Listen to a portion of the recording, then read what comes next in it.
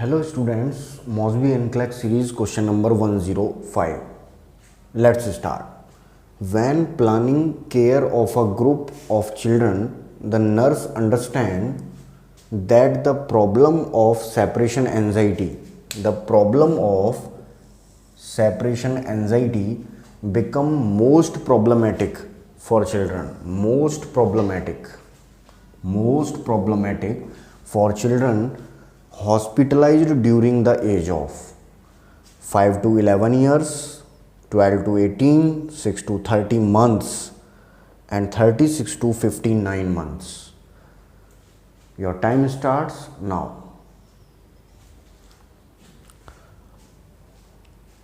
Question पढ़ लीजिए, एक पेन और पेपर आप ले लें और अपने आंसर लगाते जाएं। आज थोड़ा शेड्यूल चेंज किया है हमने क्वेश्चन सॉल्व कराने का। आपको आपका इवैल्यूएशन खुद ही करना है जिससे ज़्यादा क्वेश्चन हम सॉल्व कर सकें।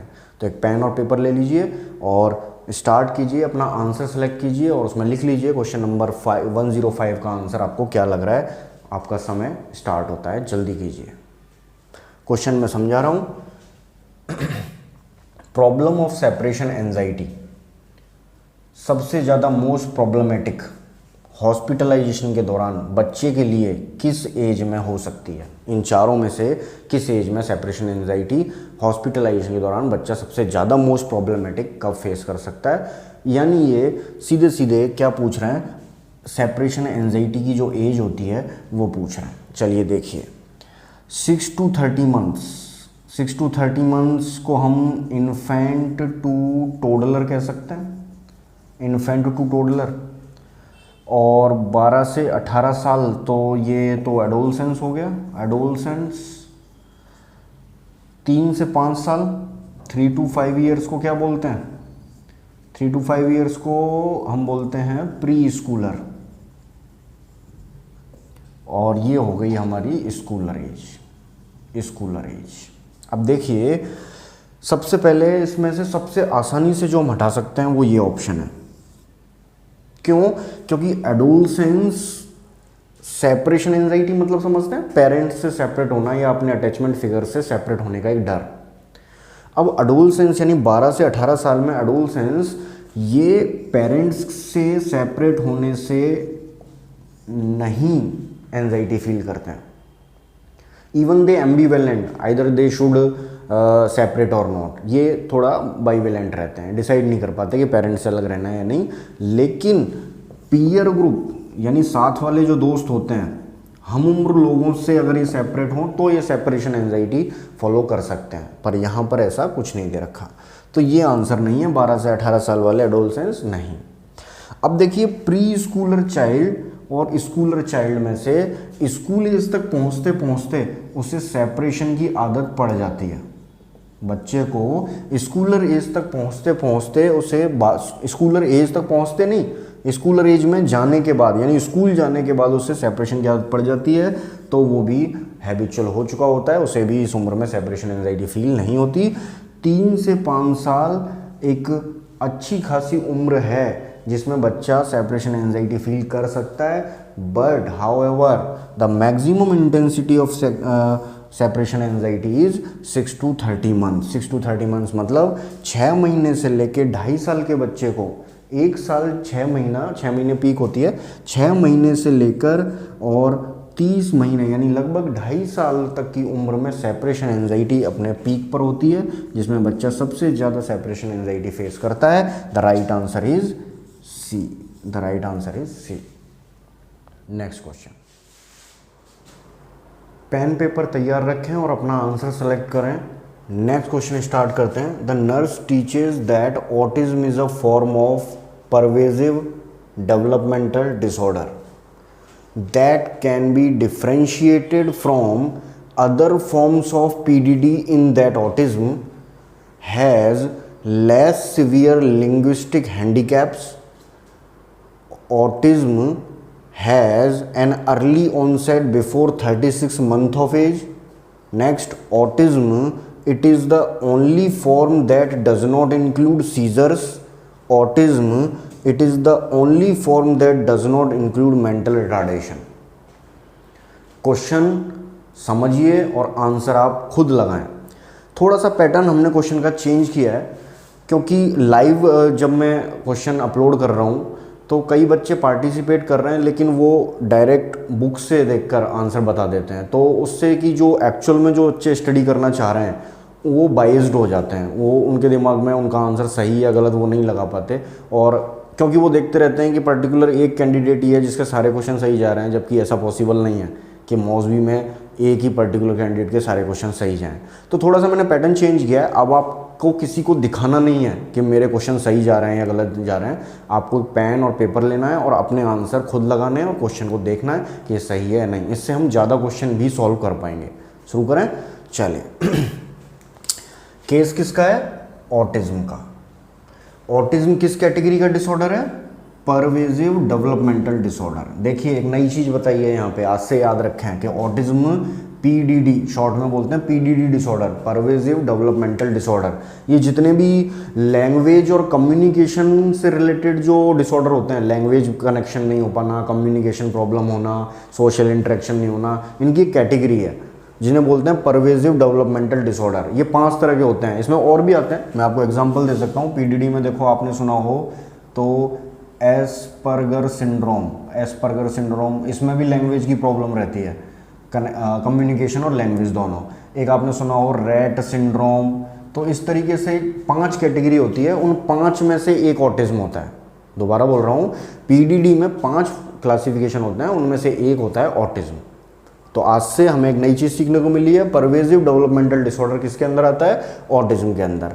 Asparagus syndrome, Rett syndrome another example है, और 2 तरह का और होता है, मुझे अभी याद नहीं है। वापस आए तो क्वेश्चन में पूछ रहा है कि autism can be differentiated from other forms of PDD, कि और जो डिसऑर्डर्स हैं जैसे एस्पर्गर है, रेट सिंड्रोम है, उनसे ऑटिज्म को किस आधार पे अलग किया जा सकता है। मतलब इनमें से कौन सा ऐसा सेंटेंस है जो ऑटिज्म से मेल खाता है और बाकी चीज़ें उन बाकी एग्जाम्पल से, कि ऑटिज्म को किस आधार पे हम डिफरेंशिएटेड कर सकते हैं अदर फॉर्म्स ऑफ पीडीडी। शुरू करते हैं।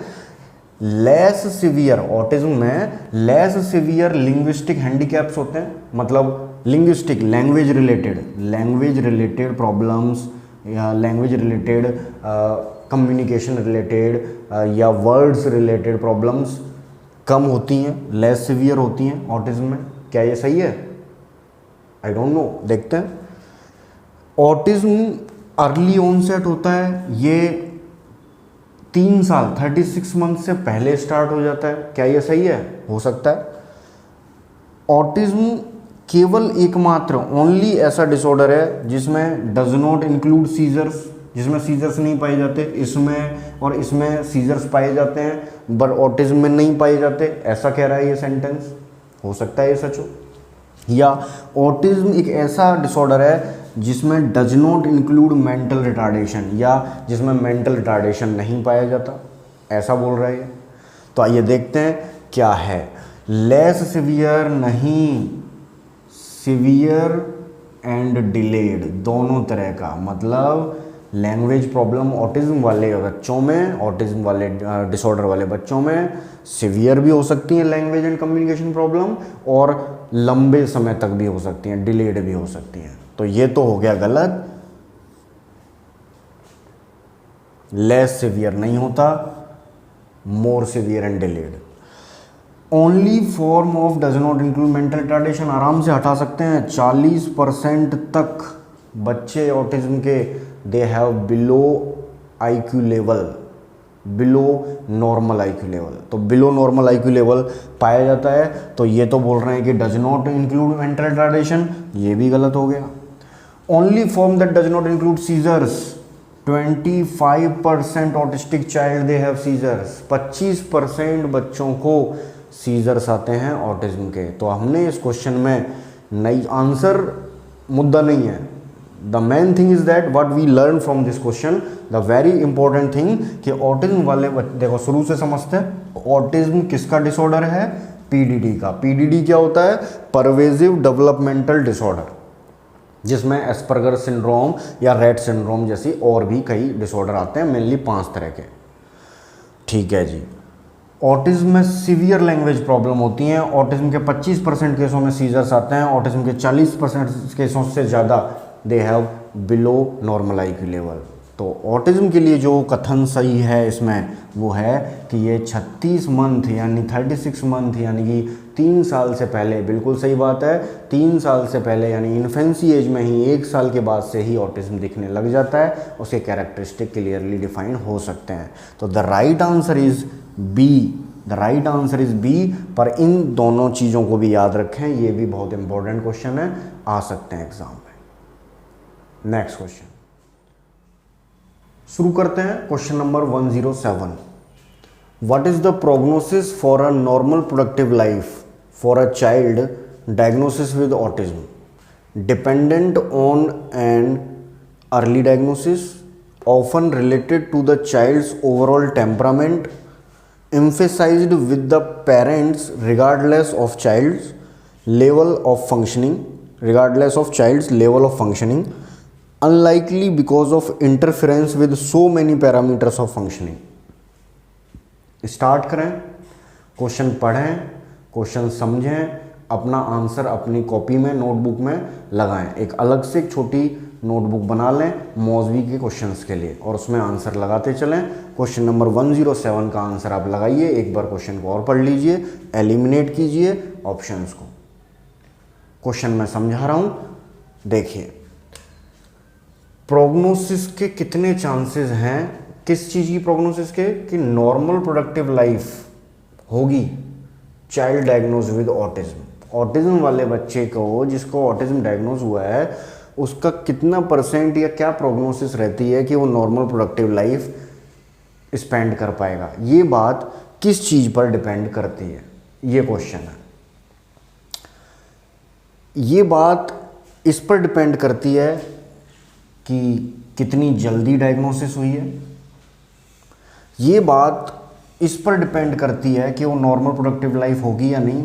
Child's overall temperament, overall temperament मतलब बच्चे की बॉडी माइंड, उसका कैसा रेस्पॉन्स ट्रीटमेंट के अगेंस्ट आ रहा है, मतलब थेरापिस्ट तो ट्रीटमेंट दे रहा है बट वो उसे ठीक से रिसीव कर पा रहा है नहीं, overall temperament.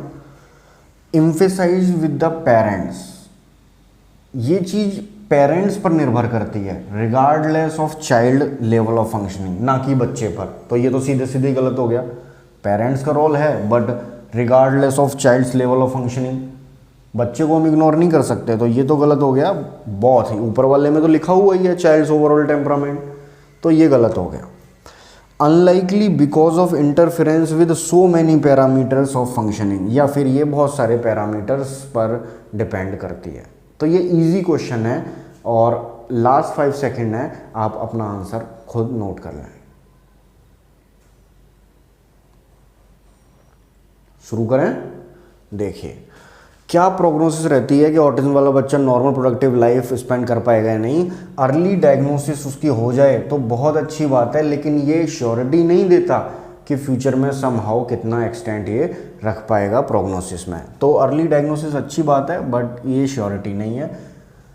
Child overall temperament somehow, कि वो कैसा रेस्पॉन्स दे रहा है ट्रीटमेंट के अगेंस्ट, इस पर निर्भर करता है, but that is not the, सिर्फ एक ही पार्ट नहीं है कि चाइल्ड ओवरऑल उसका कैसा रेस्पॉन्स रिसीव कर रहा है, सिर्फ इसी पर निर्भर नहीं करती नॉर्मल प्रोडक्टिव लाइफ, और भी बहुत सारे कारण हैं। तीसरा आंसर है नहीं, तो interference with so many parameters of functioning, बहुत सारे पैरामीटर्स पर ये निर्भर करता है, that is the right answer. Specially मॉसबी के रेशन में दे रखा है, पार्टिकुलरली ध्यान दीजिएगा इस पर, ये इंपॉर्टेंट बात है, पार्टिकुलरली लैंग्वेज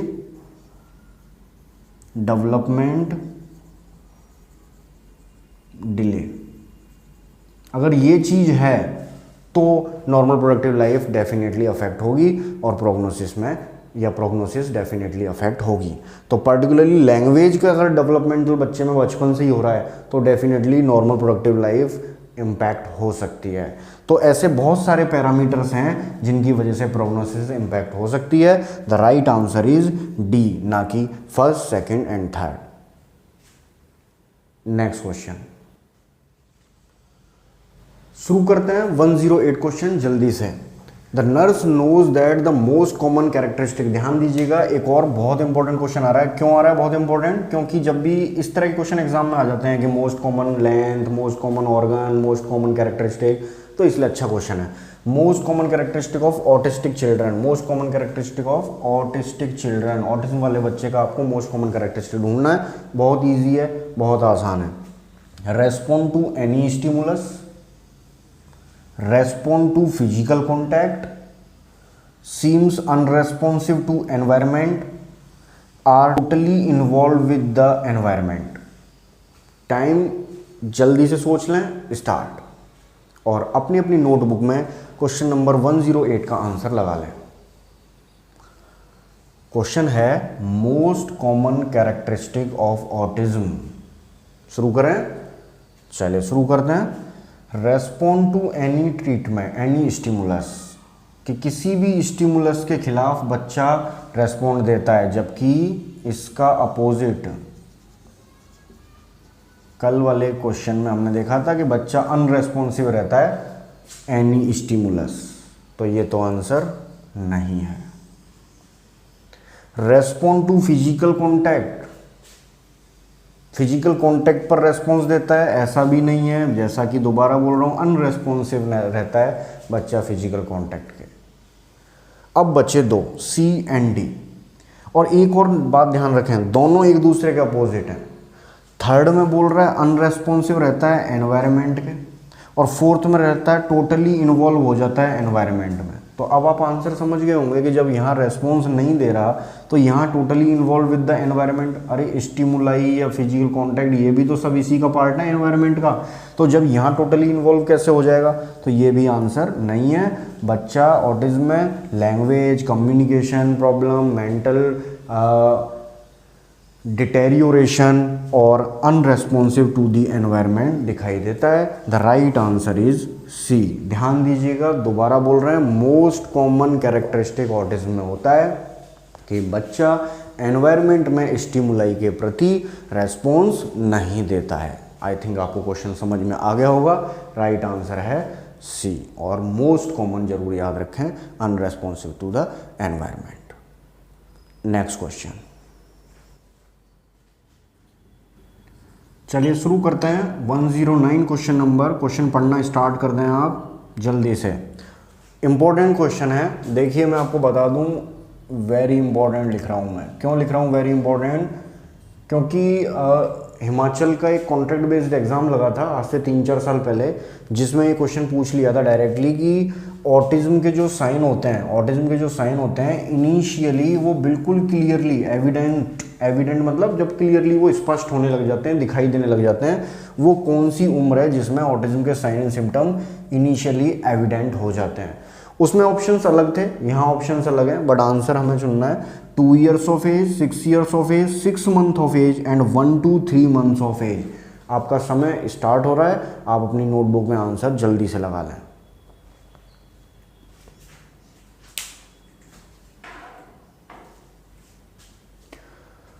ऑटिज्म के साइन क्लियर कट कब एविडेंट हो जाते हैं? स्टार्ट करें, आपने आंसर सेलेक्ट कर लिया होगा। सबसे पहले मैं इसको रिमूव कर रहा हूँ, 6 year ऑफ एज, कुछ ज़्यादा नहीं हो गया? 6 साल तक लक्षण दिखेंगे, ऐसा नहीं होता। ऑटिज्म तो चाइल्डहुड की डिजीज़ है, तो बचपन में ही हमें पता लग जाता है, तो ये काफ़ी लॉन्ग टाइम हो गया, तो ये आंसर नहीं है, बी तो हट गया। अब बचे 3। देखिए 6 month और 1 to 3 months में ऑटिज्म होती है, जिसे क्या कहते हैं? Infantile autism. क्या कहते हैं? Infantile autism. ध्यान दीजिएगा, 1 से 3 महीने या 1 से 6 महीने डायरेक्ट बोल दूं मैं, 1 से 6 महीने डायरेक्ट बोल दूं, तो 1 से 6 महीने पर भी ऑटिज्म पैदा होती है। इनिशियली तो लगभग सभी बच्चों में इस उम्र में रहती है, जिसे कहते हैं इन्फेंटाइल ऑटिज्म।